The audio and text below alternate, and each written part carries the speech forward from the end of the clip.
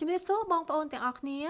ពីឱសថបារាណចំបៃ2នាងខ្ញុំសូមចែករំលែកអំពីជំងឺធ្លាក់សសម្រាប់ស្ត្រីតើស្ត្រីគ្រប់រូបតែងតែបារម្ភពីការធ្លាក់សមែនទេ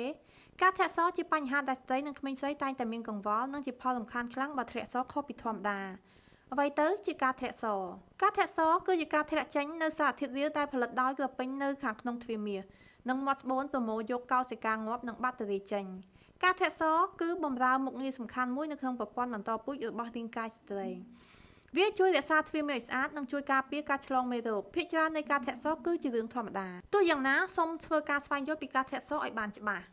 ការធ្លាក់សចាស់ចេញជាពីរសន្តានការធ្លាក់សដោយបែបធម្មជាតិដែលមិនមែនជាការបង្ករោគជាទូទៅការធ្លាក់សរបៀបនេះគឺអាចកើតមានគ្រប់រាងកាយរបស់ស្ត្រីទាំងអស់នៅក្នុងវ័យបន្តពូជរាងកាយស្ត្រីតែងតែធ្លាក់ទឹកកំអល់នៅចន្លោះរដូវឬគ្មានពណ៌គ្មានក្លិន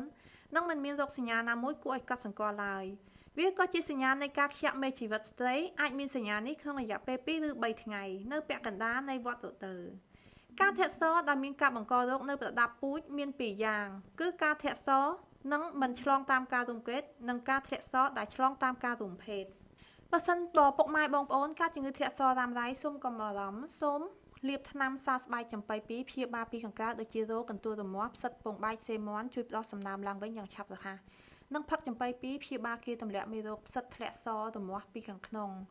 និងព្យាបាលកុំឲ្យកើតមានមេរោគនេះបន្តទៀតប្រសិទ្ធភាពមើលឃើញចាប់ប្រើពី3ថ្ងៃឡើងទៅផឹកចំបៃ2ពុកម៉ែបងប្អូននឹងបាត់ទៅហើយបាត់ក្រមាស់បាត់ធ្លាក់សរបាត់ជំងឺកាមរោគជាដាច់ 100% ផងដែរអ្នកតំណងតាមលេខទូរស័ព្ទនិងប្រឹក្សាយោបល់អំពី